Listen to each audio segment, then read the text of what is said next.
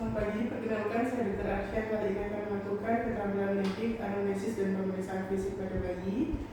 Pertama, saya lakukan persiapan dan kebersihan, mencuci tangan dengan kaki 6 langkah, menggunakan sabun dan air mengalir.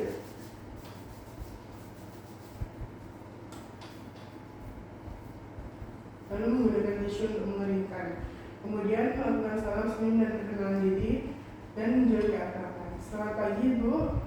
Perkenalkan, saya Dr. Arsya. Hari ini akan melakukan pemeriksaan ini dengan Ibu siapa? Michelle. Baik, Ibu Michelle, usianya berapa, Ibu? 29 tahun. Baik, ini untuk anaknya sendiri dengan siapa? Niko. Oke, baik. Jenis kelamin anaknya? Laki-laki. Ya? Oke, baik. Untuk usia anaknya sendiri berapa, Ibu? 7 bulan. Oke, baik. Selanjutnya yaitu melakukan anamnesis, mengidentifikasi identitas pasien, kemudian menggali keluhan utama. Untuk keluhan utama dari anaknya sendiri apa, Bu? Jadi anak saya itu hari ini tiba-tiba diare dong. Sudah berapa kali, Bu, diarenya? Kurang lebih 4 kali. 4 kali. Untuk konsistensinya apakah cair atau padat? Dia awalnya padat terus lama-lama jadi cair gitu. Oke, baik. Apakah ada darah dari kotoran bayinya, Bu? Enggak ada. Nggak ada, oke. Apakah sebelumnya pernah terjadi diare seperti ini, Bu? Enggak pernah 2 kali dong. Baru pertama kali juga. Apakah bayinya punya alergi, Bu? Alergi enggak sih dong, setahu saya. Ya, apakah Ibu punya kecurigaan terhadap bayi Ibu? Iya sih dok, saya tuh mikirnya karena susu formula. Jadi saya tuh baru ganti, saya tuh coba kan. Soalnya kata teman saya bayinya cocok gitu. Jadi saya coba, terus kok tiba-tiba diare hari ini gitu. Untuk mencoba susu barunya itu baru hari ini ya, Bu? Iya. Untuk riwayat kehamilan sebelumnya melahirkan pada usia berapa kehamilannya? Normal kok dok, 9 bulan. Untuk berat badan lahir bayinya itu berapa? Normal, saya lupa sih sudah 7 bulan. Oke. Tapi normal kok. Baik, untuk apakah ada keluhan lain Ibu pada bayinya? Kayak apa ya kayak misalnya? Apakah bayinya ada rewel atau ada demam? Demam nggak ada, muntah juga nggak ada, tapi iya dia rewel dok. Dia sering nangis bilang ini karena diare mungkin dia kurang tahu. Untuk riwayat tumbuh kembangnya bagaimana Ibu? Apakah sudah bisa mengangkat kepala, bisa duduk sendiri? Bisa, anak saya bisa angkat kepala, duduk juga bisa tapi perlu dibantu. Terus dia juga kalau saya panggil itu tahu dia namanya dong, dia juga bisa emotek. Terus dia suka ngambil meraih-raih gitu buat mainannya dia gitu. Oke, baik. Untuk riwayat nutrisinya bagaimana Ibu? Apakah masih diberikan ASI eksklusif yang saat ini? Masih. Untuk MPASI-nya? Kasihnya juga dari waktu dia 6 bulan. Oke, baik. Pola makan dari MPASI-nya? Sesuai saran dokter ya waktu itu 3 kali sehari ya. Kemudian diimbangi dengan susu formula ya Bu ya? Iya. Ya, untuk riwayat imunisasinya bagaimana Ibu? Saya nggak bawa bukunya, tapi seingat saya harusnya dia rutin. Iya, saya ngikutin posyandu dekat rumah saya. Oke. Untuk riwayat sosial dan lingkungan, apakah dari lingkungan rumah ada yang sedang merokok Ibu? Dari ayahnya mungkin? Enggak kok. Apakah Ibu punya hewan peliharaan di rumah? Enggak. Untuk sanitasi dan hygiene bagaimana Ibu? Bersih. Oke. Setelah ini saya akan lakukan pemeriksaan fisik pada bayi Ibu. Silakan untuk menuju keranjang ya Ibu. Yang pertama adalah pemeriksaan tanda vital, dilakukan pengukuran tekanan darah sesuai usia.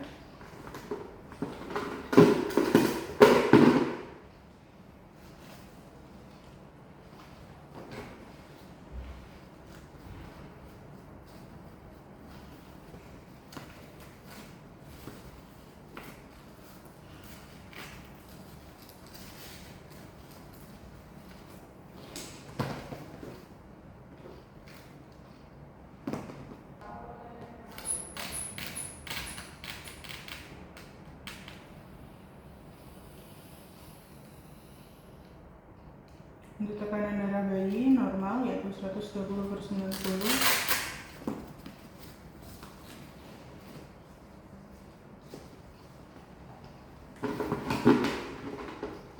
Selanjutnya adalah mengukur suhu tubuh dengan menggunakan metode yang sesuai dari rektal ataupun aksila dan mencatat dengan benar.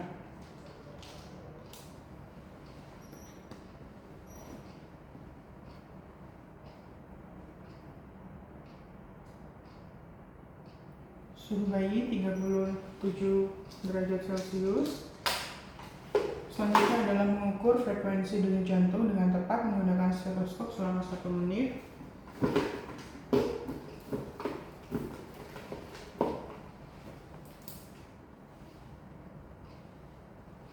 Kemudian menghitung frekuensi nadi dengan tepat, melakukan palpasi pada arteri, radialis, dan brachialis.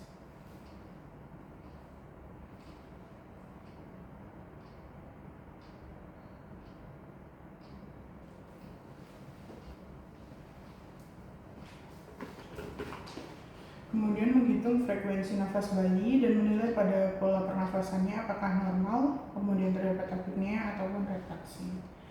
Selanjutnya adalah menilai perfusi kapiler, uji pengisian kapiler kurang dari 2 detik dan saturasi oksigen.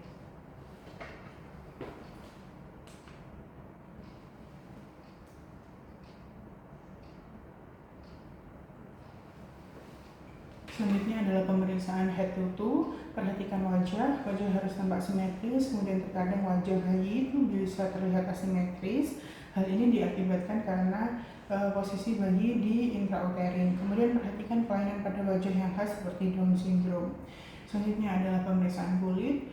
Perhatikan kondisi kulit bayi, apakah terdapat ruam atau bercak atau tanda lahir. Kemudian periksa apakah adanya pembekakan atau adanya vernik caseosa.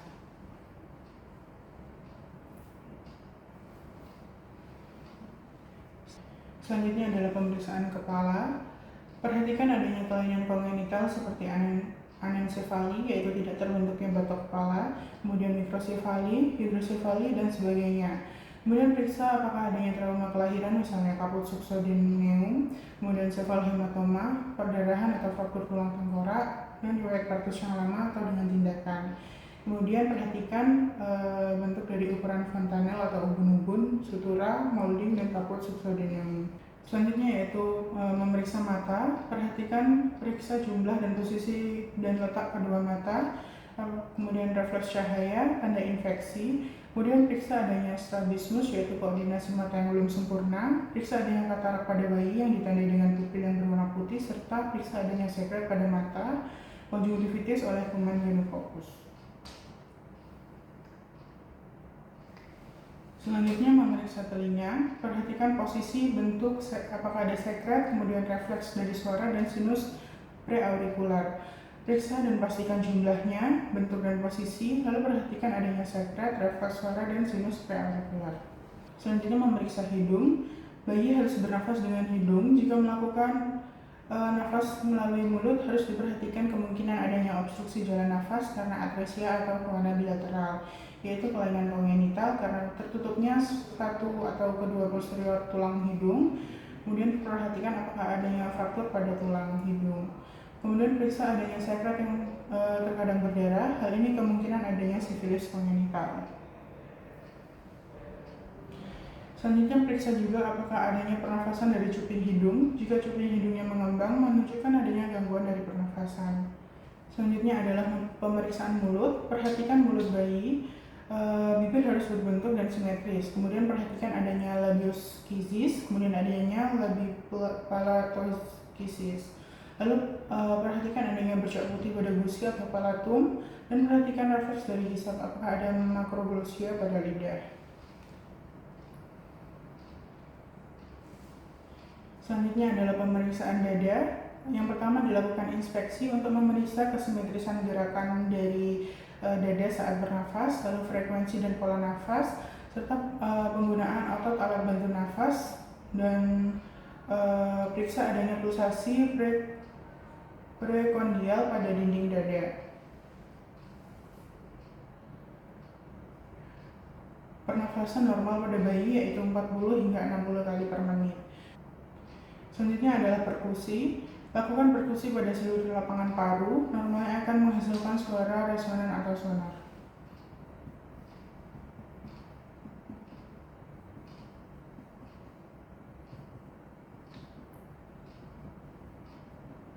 Lalu lakukan perkusi pada batas jantung untuk menilai adanya kardiomegali.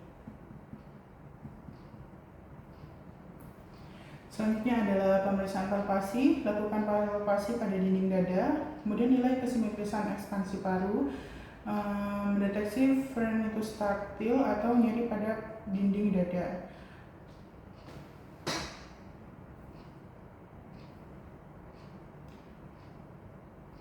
Kemudian lakukan palpasi juga pada jantung untuk menilai adanya trill atau pulsasi trill. Sering ditemukan pada murmur derajat 4 atau lebih. Selanjutnya adalah auskultasi. Periksa suara nafas menggunakan stetoskop untuk mengevaluasi kualitas ventilasi dan gangguan respirasi atau obstruktif. Periksa bunyi jantung di 5 titik utama, yaitu di katup aorta,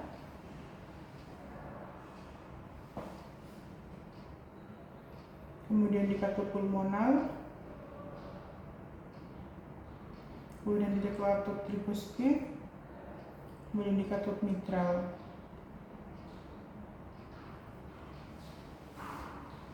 Normalnya akan terdengar suara dari S1, S2 tanpa adanya bunyi tambahan atau murmur patologis. Selanjutnya adalah pemeriksaan paru, lakukan inspeksi pola nafas, kemudian palpasi phrenitus, kemudian perkusi suara paru,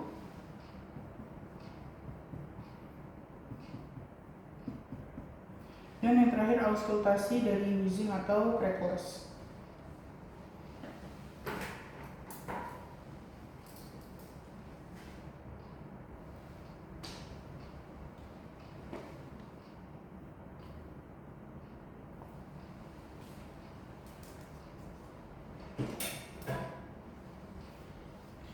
Selanjutnya yaitu pemeriksaan jantung, lakukan inspeksi pada impuls perikordinal, kemudian palpasi trill. Selanjutnya perkusi batas jantung.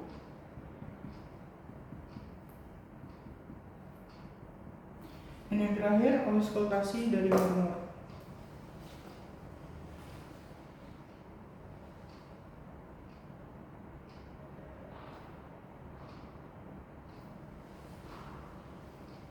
Selanjutnya adalah pemeriksaan abdomen. Pertama lakukan inspeksi, periksa bentuk abdomen, abdomennya harus tampak bulat, kemudian bergerak secara bersamaan dengan gerakan dada saat bernafas. Kemudian periksa tanda kulit kulit dari abdomen, apakah terdapat icterus, striae, kemudian nilai tali pusat bayi, apakah tampak segar atau layu, dan terdapat tanda perdarahan. Selanjutnya auskultasi pada senar regi abdomen.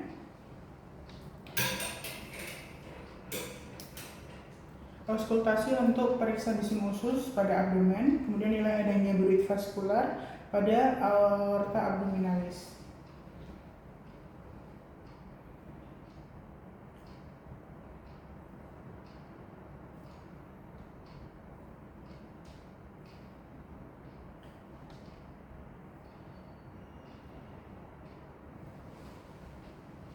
Selanjutnya lakukan perkusi pada seluruh abdomen, kemudian perkusi normal akan menghasilkan suara timpani. Periksa batas hepar serta lien apakah terdapat hepatosplenomegali atau splenomegali.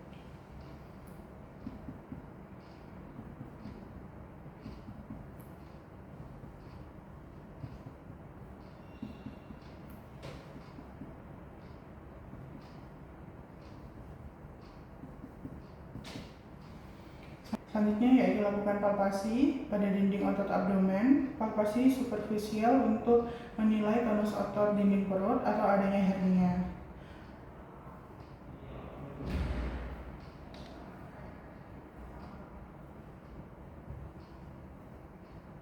Selanjutnya lakukan palpasi dalam untuk menilai organ apakah ada massa intraabdomen, kemudian apakah ada hepatomegali atau splenomegali.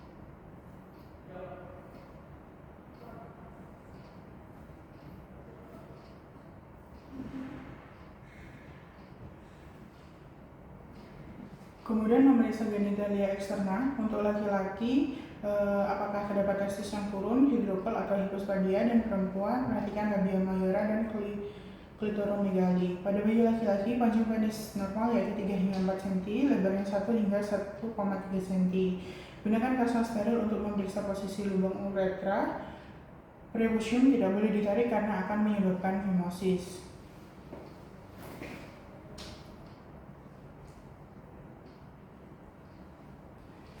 Kemudian skrotum harus dipalpasikan untuk memastikan jumlah testisnya ada 2.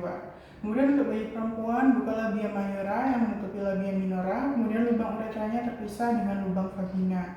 Kemudian terkadang tampak adanya sekret yang berdarah dari vagina. Kemudian selanjutnya pemeriksaan anus, perhatikan adanya kelainan dari atresia ani. Kemudian mekonium secara umum akan keluar pada 24 jam pertama. Jika sampai 48 jam belum keluar, maka kemungkinan adanya mekonium plug syndrome, yaitu megakolon atau obstruksi saluran pencernaan. Perhatikan posisi, patensi, fistula, reflux anal, dan adanya stenosis atau atresia. Selanjutnya adalah pemeriksaan tulang belakang.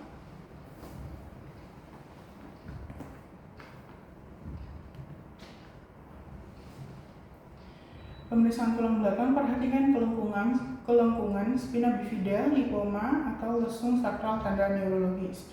Perhatikan spina dengan cara memiringkan bayi, kemudian palpasi, dan cari adanya tanda-tanda abnormalitas seperti spina bifida, pembengkakan, lesung, atau bercak kecil berambut yang dapat menunjukkan adanya abnormalitas. Selanjutnya yaitu pemeriksaan ekstremitas, perhatikan panjang ekstremitas kemudian simetris atau tidak, atau adanya polidaktili dan keterbatasan gerak. Perhatikan kesimetrisan tungkai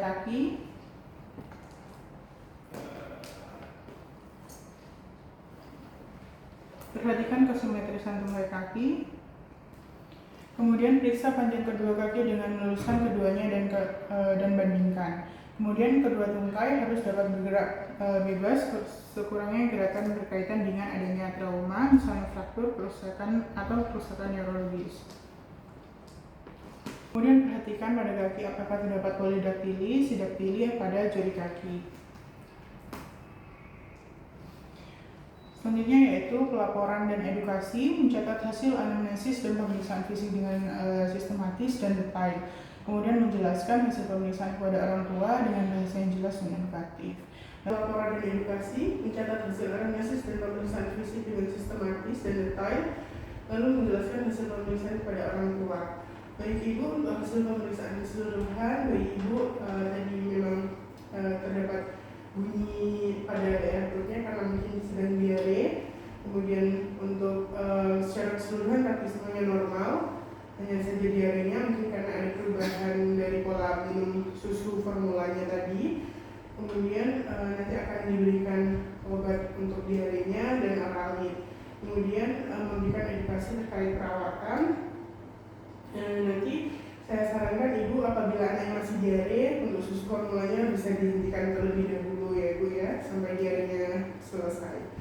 Lalu mendokumentasi hasil pemeriksaan rekam medis dengan lengkap. Baik ibu, apakah ada yang ditanyakan? Ada dok. Baik ibu, terima kasih bu.